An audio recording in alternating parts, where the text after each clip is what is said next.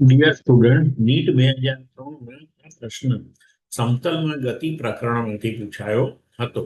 પ્રશ્ન છે, એક કણ 20/π મીટર ત્રિજ્યાવાળા વર્તુળ માર્ગ પર અચળ સ્પર્શીય પ્રવેગથી ગતિ કરે છે.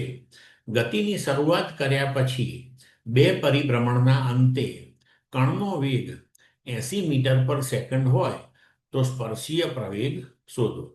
વિકલ્પ આપ્યા છે: એ 40 મીટર પર સેકન્ડ સ્ક્વેર, બી 40 મીટર પર સેકન્ડ સ્ક્વેર, સી 640 મીટર પર સેકન્ડ સ્ક્વેર, ડી 160 મીટર પર સેકન્ડ સ્ક્વેર. હવે જુઓ, અહીંયા કણ વર્તુળ માર્ગે ગતિ કરે છે અને તેની ત્રિજ્યા આપણને આપી છે. હવે એ અચળ સ્પર્શીય પ્રવેગથી ગતિ કરે છે અને ગતિની શરૂઆત કર્યા પછી, એટલે કે તેનો પ્રારંભિક વેગ 0 છે અને બે પરિભ્રમણના અંતે તેનો અંતિમ વેગ આપેલો છે. તો બે પરિભ્રમણને અંતે આપણે તેનો સ્પર્શીય પ્રવેગ શોધવાનો છે. હવે અહીંયા ધ્યાન રાખજો મિત્રો, સ્પર્શીય પ્રવેગ કયો છે અને એ અચળ છે.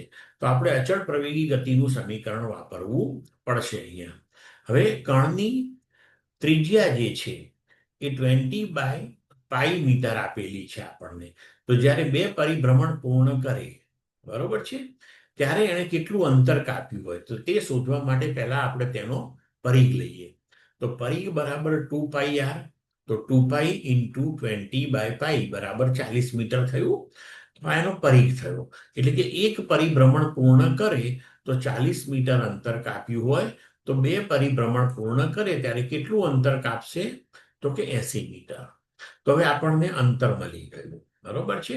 હવે આપણી પાસે અચળ પ્રવેગી ગતિનું સમીકરણ છે v² - u² બરાબર 2ad.